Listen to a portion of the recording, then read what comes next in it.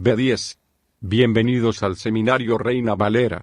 Yo soy Gilberto Abels, rector del Seminario Abierto, y esta es la lección número 10 de la materia Vida Espiritual, cuyo tema es recursos en la oración.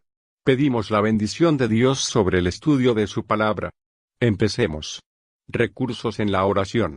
Por Ray C. Stedman. ¿Qué es lo que esperamos que Dios haga cuando estamos abrumados por nuestras circunstancias, cuando estamos excedidos en números y aventajados? En nuestra serie de estudios de la oración del Antiguo Testamento, en esta mañana vamos a aprender a cómo usar la oración en las emergencias de la vida. Para eso vamos a mirar la vida de Asa, el tercer rey de Judá, nieto de Salomón.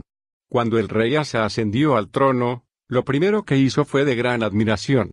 En el verso 2 del capítulo 14 de Segunda de Crónicas se nos dice: «E hizo Asa lo bueno y lo recto en los ojos de Jehová su Dios, porque quitó los altares del culto ajeno, y los altos, eso es los altares levantados en las cimas de las montañas, quebró las imágenes, y taló los bosques, los ídolos obscenos para adorar por la gente, y mandó a con acento agudo Judá que buscasen a con acento agudo Jehová el Dios de sus padres, y pusiesen por obra la ley y sus mandamientos.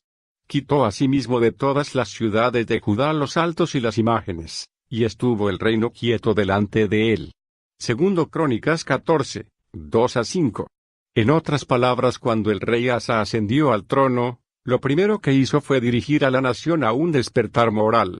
Él hizo lo que mucha gente dice hoy que es incorrecto hacer: él comenzó a legislar justicia. Para poner esto en términos de hoy día, lo que el rey Asa hizo fue limpiar las librerías de adultos, cerrar los salones de masajes, confiscar las películas pornográficas, cerrar los teatros de películas de adultos, encarcelar a los vendedores de drogas, y restaurar la lectura de la Biblia y la oración pública en las escuelas y las cortes del país. Ahora estas personas que dicen que justificación no se puede legislar están perfectamente correctas. Sin embargo, aunque el rey Asa no lo cumplió, fue un paso en la dirección correcta. De acuerdo a este pasaje, la acción del rey produjo una situación la cual es descrita: el rey no obtuvo descanso bajo él. Todas las cosas degradantes, perturbadoras, sucias, fueron eliminadas. Y en verdad fueron eliminadas. Legislar no cambia el corazón de las personas. Sí hace que se limite la manifestación del enemigo en criminalidad, y se manifieste la vergüenza y desgracia en público. El reino, por lo tanto, entró en un período de descanso, y se manifestó un respirar de moralidad por causa de esta legislación. Luego el rey Asa hizo algo digno de notar y relevante a nuestro día. Al recuento continúa diciéndonos: en un tiempo de paz él aumentó a gran escala el presupuesto de la defensa. Verso 6, y edificó ciudades fuertes en Judá, por cuanto había paz en la tierra, y no había guerra contra él en aquellos tiempos, porque Jehová le había dado reposo. Dijo por tanto a con acento agudo Judá: edifiquemos estas ciudades, y cerquémoslas de muros con torres, puertas, y barras, ya que la tierra es nuestra, porque hemos buscado a con acento agudo Jehová nuestro Dios, hémosle buscado, y él nos ha dado reposo de todas partes. Edificaron pues, y fueron prosperados. Tuvo también Asa ejército que traía escudos y lanzas, de Judá 300,000, y de Benjamín 280,000 que traían escudos y flechaban arcos, todos hombres diestros. Segundo Crónicas 14, 6-8. Este reino sur de Judá estaba compuesto de 2 tribus, Judá y Benjamín. Cada tribu comprometió sus jóvenes para entrenarse en el ejército. Una tribu comprometió 300,000, y la otra 280,000, para un total de 580,000 hombres. Ahora esto es un número grande de hombres. Este era un país pequeño, menos de la mitad del tamaño de California, pero su ejército activo en tiempos de paz era casi del mismo tamaño que el de Estados Unidos mantiene en tiempos de paz. Yo investigué con el general Ray Miller de nuestra congregación para verificar esto. Él me dijo que los números al presente eran alrededor de 700,000 hombres para esta superpotencia de nuestra época. He aquí un país pequeño con 580,000 hombres armados en un tiempo de paz. Pronto los iban a necesitar. Al otro lado del Mar Rojo, en Etiopía, un jefe asesino llamado Sera había comenzado a movilizarse para conquistar al mundo, con un ejército de 1.000.000 de hombres. Verso 9. Y salió contra ellos Sera etíope con un ejército de 1.000 millares, y 300 carros, y vino hasta Maresa. Entonces salió Asa contra él, y ordenaron la batalla en el valle de Cefata junto a con acento agudo Maresa. Segundo Crónicas 14, 9-10. Este ejército inmenso salió de África, a través del desierto y la península de Sinaí. Ellos estaban a la puerta de Jerusalén, y el rey Asa fue a encontrarse con ellos. El lugar mencionado aquí es al sur y oeste de Jerusalén, donde las colinas colindan con los planos de la costa, cerca del lugar donde David y Goliat tuvieron su encuentro famoso. El ejército de Asa de 580.000 hombres debe de haberse visto muy impresionante cuando se juntaron, pero ahora él mira hacia afuera a los llanos, el cual está cubierto hasta a donde el ojo puede llegar con tiendas de soldados que habían venido en su contra. Los exploradores reportan el tamaño del ejército, y el hecho de que tienen 200 carrozas armadas, similares a los tanques armados de nuestra época. Asa sabe ahora que está excedido en número 2-1, y totalmente aventajado por esta banda de carrozas movibles.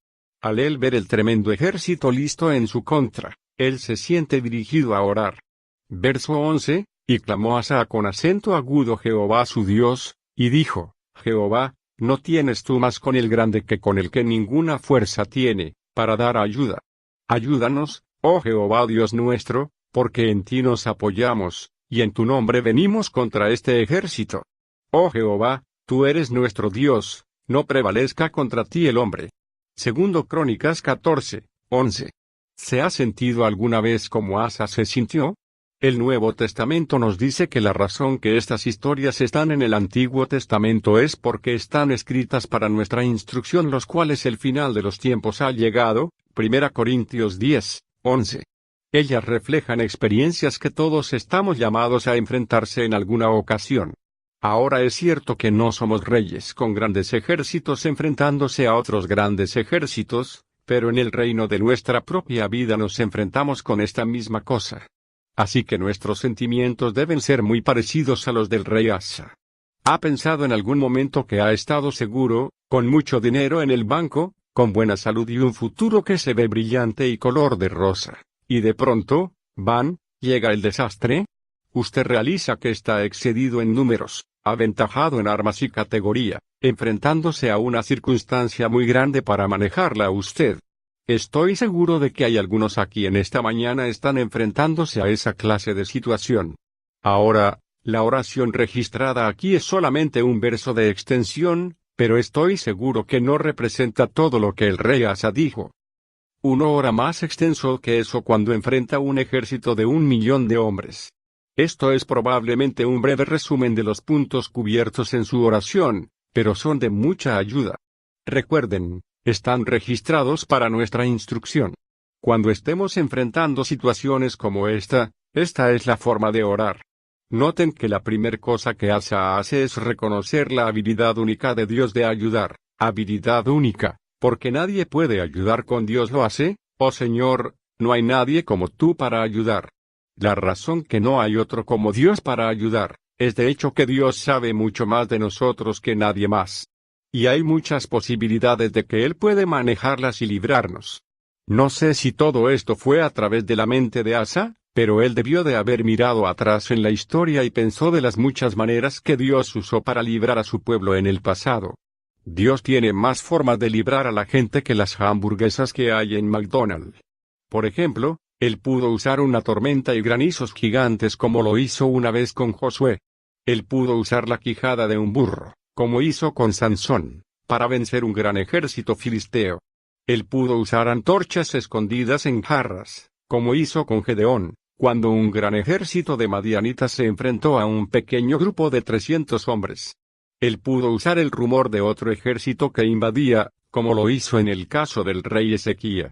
En esa ocasión los ejércitos sirios bajo Rabsaque rodearon a Jerusalén, pero el rumor se extendió que un ejército egipcio venía, y Rabsaque cerró sus tiendas y desapareció de una noche a otra. Él pudo usar un sonido en la cima de árbol de moras, como le sucedió una vez a David, cuando se enfrentó a un ejército filisteo. Cuando los filisteos oyeron el ruido extraño como de pies marchando, Ellos también pensaron que un ejército venía y se levantaron y corrieron. Él pudo usar una mujer con una estaquilla de tiendas, como lo hizo con Jael, quien mató a Sisero, el general sirio, en los días de Débora y Barak. Hay una y mil cosas que Dios puede hacer para librarnos. Él puede dejarnos pelear la batalla, pero Él puede decirnos, como lo hizo con el hijo de Asa, Josafat, el próximo rey, ve con tu ejército, pero no habrá ninguna batalla. Yo te libraré sin que sea necesario que dé ni un golpe. El punto de esto es que la primer cosa que el rey Asa reconoce es que no hay nadie como Dios para ayudar. Dios tiene 1.000.000 recursos para escoger. ¿Quién puede decir cuál de ellos puede él usar? El rey Asa reconoce también que parte de lo peculiar de Dios es que no importa la diferencia que seas poderoso o débil. Esta frase, entre lo poderoso y débil, no es una buena traducción. Lo que en realidad quiere decir es, si eres poderoso o débil. La contribución humana es insignificante ante los ojos de Dios. Él puede usar ejércitos si él quiere, o puede usar a un individuo. Siempre me emociona el relato de Jonatán, el amigo íntimo de David, hijo de Saúl, que estaba con su cargador de armas una mañana cuando los filisteos estaban atacando a Israel.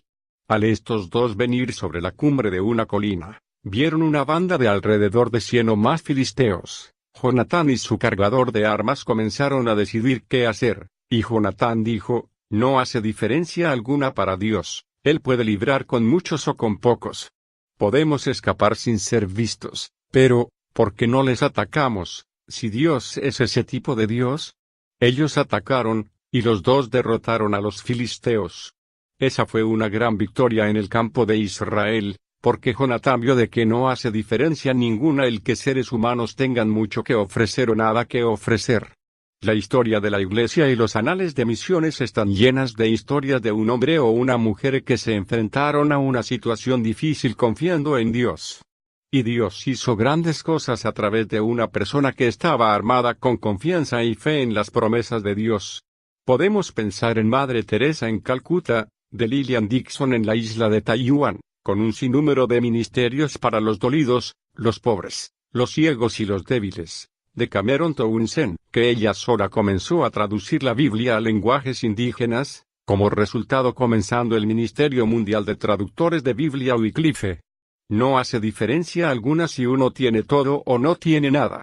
Dios puede obrar. Ese es el punto. Yo me siento bastante cansado de algunos de los relatos que leo hoy día, los cuales dicen que hasta que colectemos $1.000.000 no podremos nunca hacer nada en el Evangelio mundial. Sin sentido. Dios puede obrar, con mucho o con poco, con el poderoso y con el débil. No hace ninguna diferencia para él. La segunda cosa que el rey Asa hizo fue el de pedir ayuda específica para la emergencia presente. Él oró, ayúdanos, oh Señor, porque confiamos en ti, y en tu nombre hemos venido en contra de esta multitud. Cuando te enfrentes a una situación como esa, no tienes tiempo para orar alrededor del mundo.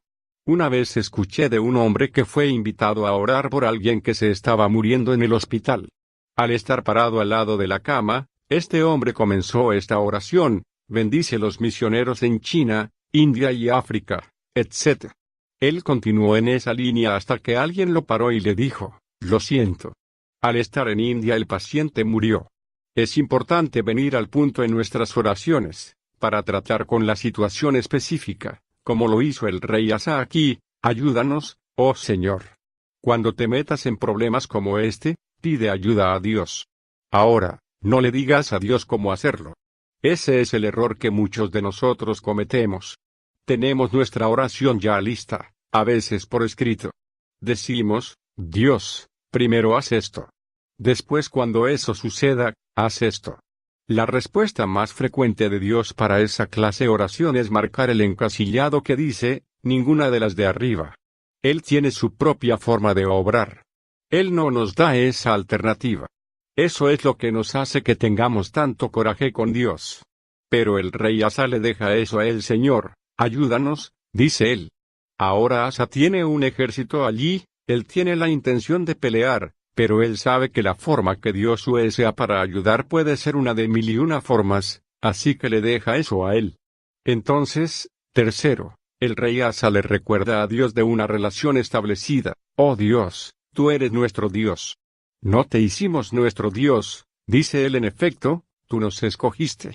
Tú cerraste esta relación que tenemos. Somos tu pueblo, por lo tanto, si esta batalla es perdida, tú pierdes. Asa dice, no dejes que el hombre prevalezca en contra tuya. Ese es exactamente el terreno donde estamos parados en relación a nuestras oraciones delante de Dios. Si Dios es por nosotros, ¿quién podrá en contra de nosotros?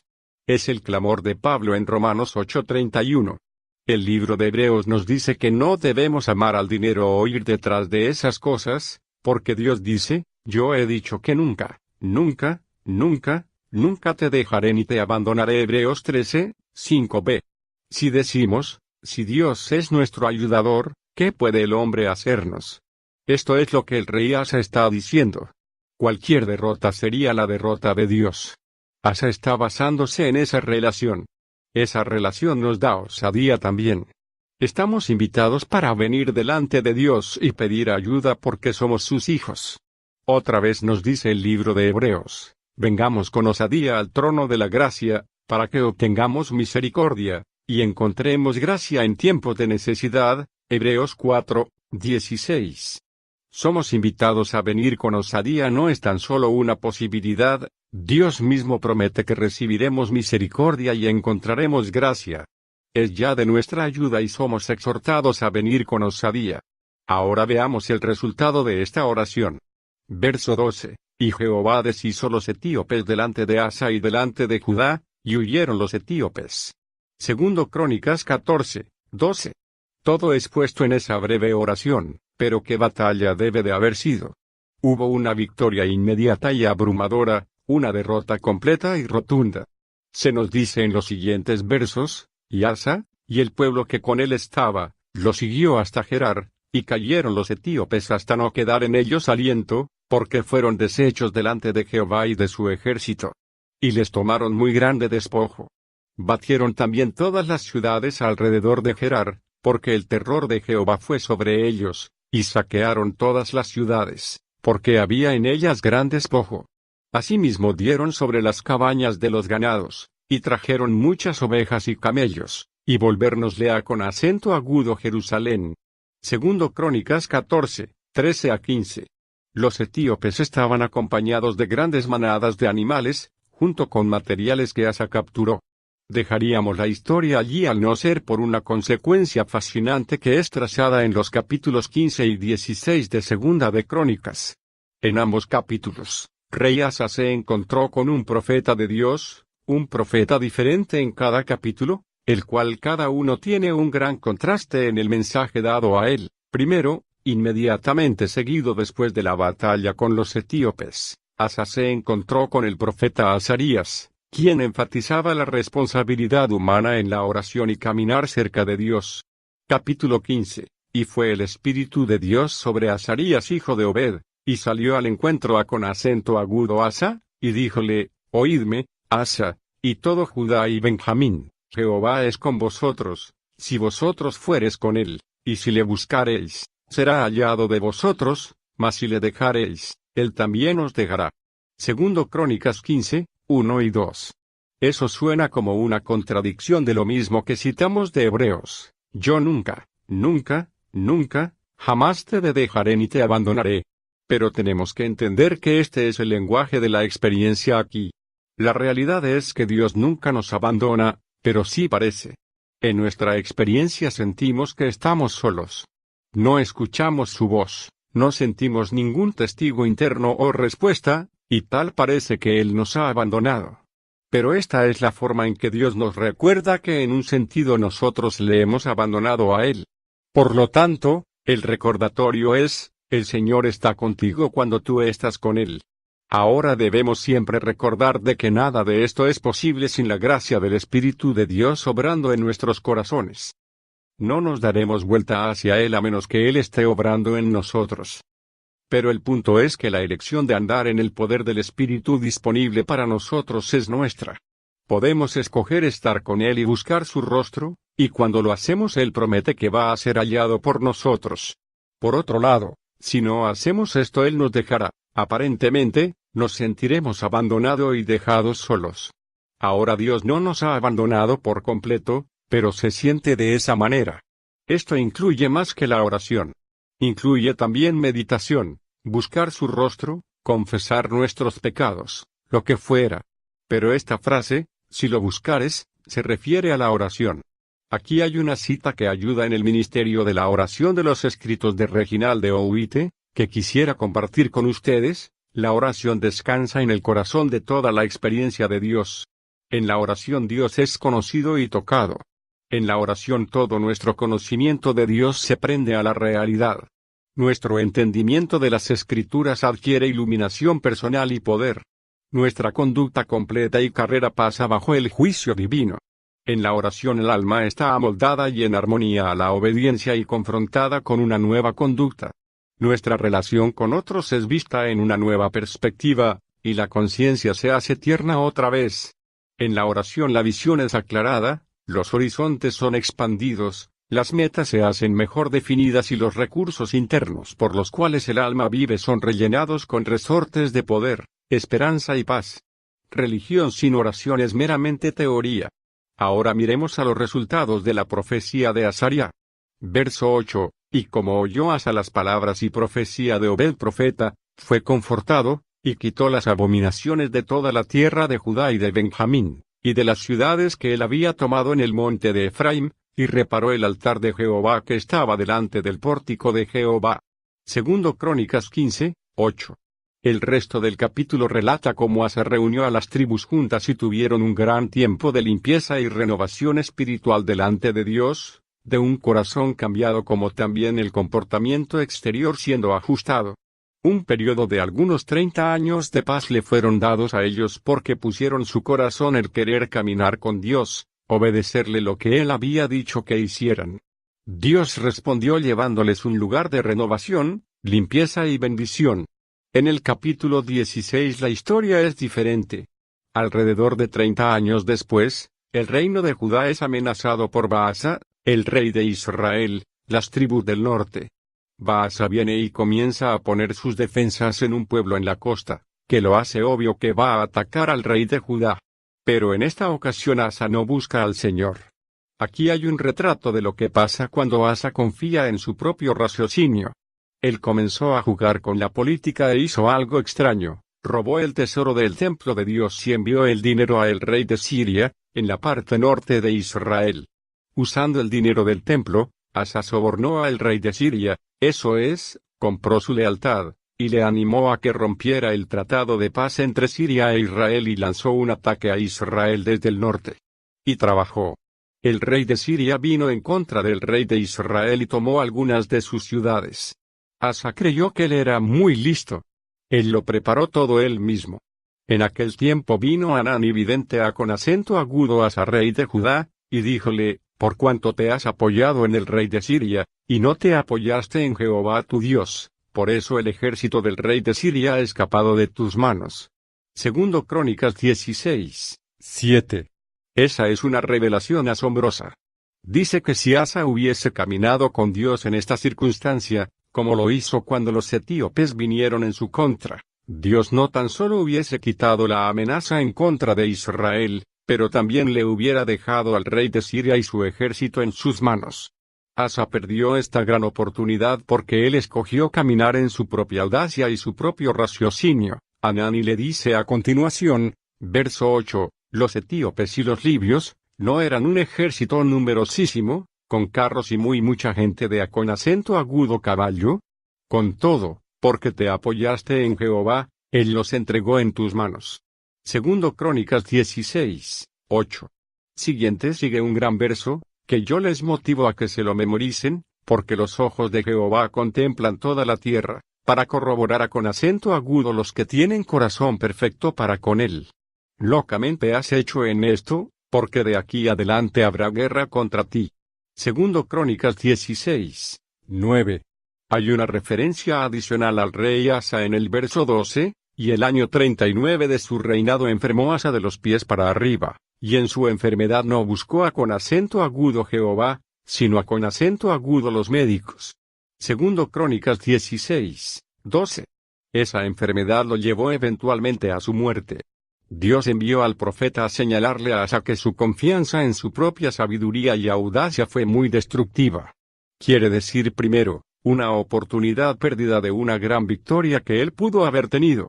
Segundo, quiere decir que tendrá un futuro de mucho problema. Tú vas a tener guerras de ahora en adelante. También quiere decir que tendrá un recordatorio en su propio cuerpo de que algo había marchado mal en su caminar, sus pies se enfermaron. Dios habla en estos términos simbólicos a nosotros a través de todas las Escrituras.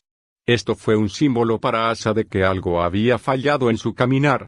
Cuando Jesús se reunió con sus discípulos en el aposento alto, él tomó la vasija pero no les lavó sus cuerpos enteros. Eso había ya sucedido, dijo él cuando creyeron en la palabra del Señor. Él le lavó sus pies. Era ahí a donde ellos habían fallado. Así que las Escrituras nos recuerdan que esta era el área problemática. Este es el peligro sutil de descansar en nuestros recursos propios, y no en Dios para que obre y use esos recursos. Nuestra confianza debe de ser en Dios mismo. La gran pregunta que nos enfrentamos en nuestra vida espiritual es esta: ¿en quién o qué contamos para prosperar? ¿Es en el hombre, o en Dios, en dinero, o en el Espíritu de Dios, en la carne, o en el Espíritu? Esa es la forma que podemos saber si nuestras soluciones son las soluciones de Dios o no. ¿Qué sucede si fracasa? ¿Se pondrá a Dios a la prueba y avergonzado, o somos nosotros y otros en quien acreditamos la vergüenza? Obra de acuerdo a las promesas de Dios. Es ahí donde la vida de fe comienza. Gracias por estar con nosotros en esta reflexión sobre la vida victoriosa en Cristo. Dependemos de las ofrendas de nuestros alumnos agradecidos a hacer posible este ministerio educativo. Dios le bendiga en su vida y ministerio. Estamos a sus órdenes.